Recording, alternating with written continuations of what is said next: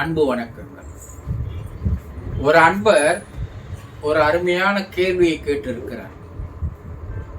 குரு, அதிர்ஷ்டத்தை நம்பலாமா, நம்ப வேண்டாமா என்று ஒரு கேள்வியை கேட்டிருக்கிறார். அதிர்ஷ்டத்தை நம்பலாமா, நம்ப வேண்டாமா என்பதுதான் கேள்வி. அதிர்ஷ்டம் என்று ஒன்று இருக்கிறதாக பல காலமாக மக்கள் நம்பி வருகிறார்கள்.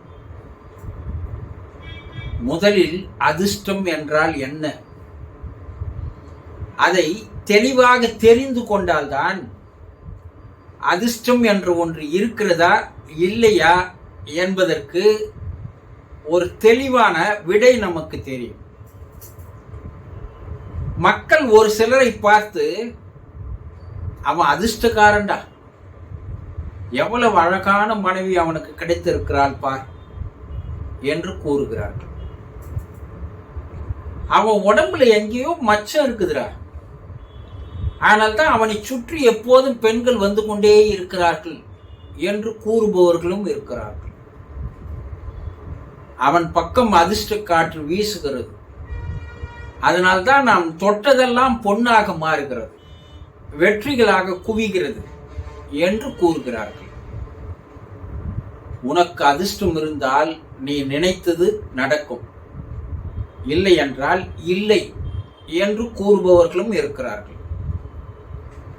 எல்லாத்துக்கும் ஒரு அதிர்ஷ்டம் வேணும்பா என்றும் கூறுவார்கள். இப்படி நாள்தோறும் மக்கள் உங்கள் எதிரிலே பேசி வருகின்ற கருத்துக்களை நீங்கள் கேட்டுதான் வருகிறீர்கள், இல்லையா? அப்ப அதிர்ஷ்டம் என்பது என்ன? இவர்கள் கூறுவதெல்லாம் அதிர்ஷ்டம் என்றால் அது வாழ்க்கையில் உண்மையிலே நடைபெறுகிறதா? உடலெல்லாம் மச்சம் இருப்பவனுக்கு வறுமையும் கஷ்டமும் வேதனையும் இருந்து கொண்டிருக்கிறதே, அப்ப எப்படி? வெற்றி மேல் வெற்றி குவிப்பவனுக்கெல்லாம் அதிர்ஷ்டம் என்ற ஒன்று இல்லாமலேயே சாதிக்கிறார்களே, அது எப்படி? இதற்கெல்லாம் மனவியல் ரீதியாக நாம் தெரிந்து கொள்ள வேண்டிய விஷயங்கள் நிறைய உண்டு. ஒரு மாணவன் தேர்வுக்கு தயாராகி கொண்டிருக்கிறான். அவருடைய உறவினர்களை யாரோ, இந்தப்பா இது அதிர்ஷ்டமான பேனா, இதில் நீ தேர்வு எழுதினால் வெற்றி பெறுவாய் என்று கூறி ஒரு பேனாவை தருகிறார். அந்த மாணவன், அதிர்ஷ்ட பேனா தான் வந்து விட்டதே, நாம் ஏன் படிக்க வேண்டும், படிக்காமலேயே போய் தேர்வு எழுதலாம், வெற்றி பெற்று விடலாம் என்று நினைத்து போய் தேர்வு எழுதினால் அவனுடைய நிலைமை என்ன ஆகும்? நன்றாக படிக்கின்றவர்கள் அதிர்ஷ்டத்தை பற்றி நினைப்பதில்லை. ஏனென்றால் வெற்றி பெறுவோம் என்ற நம்பிக்கை அவனிடம் இருக்கிறது. அந்த மாணவனிடமோ தோல்வி பயம் இருப்பதனால் அதிர்ஷ்ட பேனாவை எடுத்துச் செல்கிறான். இந்த மாணவரை போலவே பல பேருக்கு திறமை இருக்கிறது, ஆற்றல் இருக்கிறது, சாமர்த்தியம் இருக்கிறது, எல்லாம் இருக்கிறது.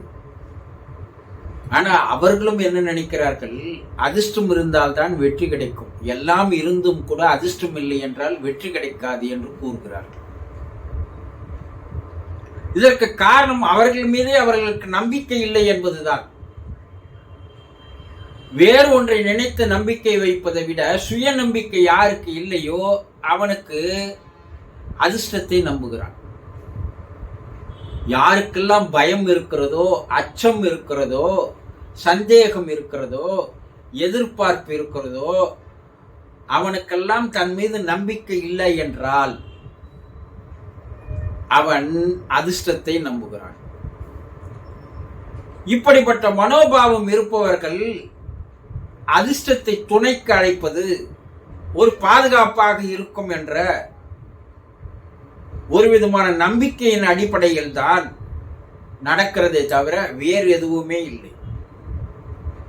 வேறு சிலர் இருக்கிறார்கள், கைரேகை பார்ப்பனிடம் போய் எனக்கு அதிர்ஷ்ட ரேகை ஓடுகிறதா பாருங்கள், அடுத்த வேலை சோற்றுக்கே அவனுக்கு நிலைமை இல்லை. ஆனா அவன் எங்க போறான்? கைரேகையில் எனக்கு அதிர்ஷ்ட ரேகை ஓடுகிறதா என்று கேட்கிறான். ஜாதகத்தில் அதிர்ஷ்ட திசை நடக்கிறதா என்று போய் கேட்கிறான். ஒரு சிலர் பெயரில் எண்களையும் எழுத்துக்களையும் கூட்டி விட்டாலும் குறைந்து விட்டாலும் உனக்கு அதிர்ஷ்டம் வரும் என்று கூறினால் நம்புகிறான். இறைவன் அவனை படைக்கும் போது பெயரை வைத்து படைக்கவில்லை. ஆனா இந்த முட்டாள் எங்க போறான்? நியூமராலஜி என்று சொல்லக்கூடிய ஒரு இடத்துல நீ இந்த எழுத்தை மாத்து, இந்த எண்ணை மாத்து, அப்போ உனக்கு சரியாக அமையும் என்று சொன்னால் எத்தனை பேர் மாற்றிக்கொண்டவர்கள் எல்லாம் எல்லோரும் அதிர்ஷ்டம் அடித்திருக்கிறதா? கிடையாது. ஒரு சிலர் அதிர்ஷ்டக்கல் மோதிரம் அணிந்து கொண்டால் எல்லா ஐஸ்வர்யமும் தங்களை தேடி ஓடி வந்துவிடும் என்று நினைக்கிறான். அப்போ உலகத்தில் இருக்கிறவங்க எல்லாம் அதிர்ஷ்டக்கல் மோதிரம் அனுப்புவல்ல.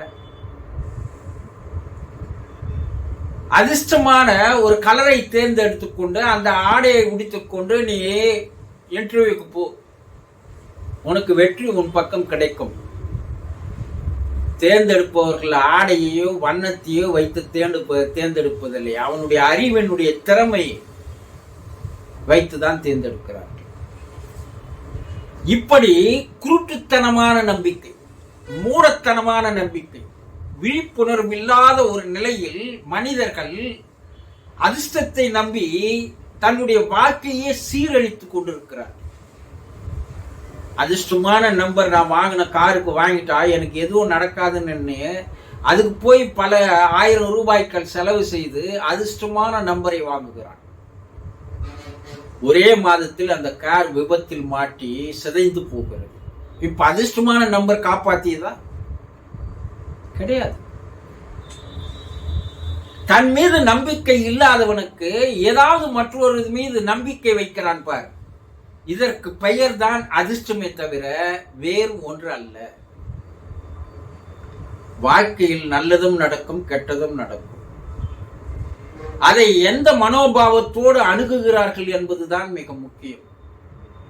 வேறு ஒரு சிலர் இருக்கிறார்கள், அது இன்னும் பெரிய மூடத்தனமான செயல்.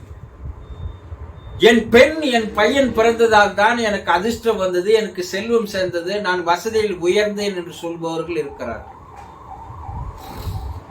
என் மருமகள் என் வீட்டுக்கு வந்த நேரம் தான் எனக்கு எல்லாமே நல்லதாக நடக்கிறது, மகாலட்சுமியாக வந்தால் என்று சொல்பவர்களும் இருக்கிறார்கள். ஒரு சில வீட்டில் என் பையன் என் பெண் பிறந்த பிற்பாடுதான் என் சொத்தெல்லாம் போய்விட்டது, தர்திரம் அது என்று கூறுபவர்கள் இருக்கிறார்கள். என் வீட்டுக்கு மருமக வந்ததிலிருந்து தான் எங்க குடும்பத்துக்கு கஷ்டமே எல்லாம், தர்திர லட்சுமியை வந்து விட்டால் என்று கூறுபவர்களும் இருக்கிறார்கள்.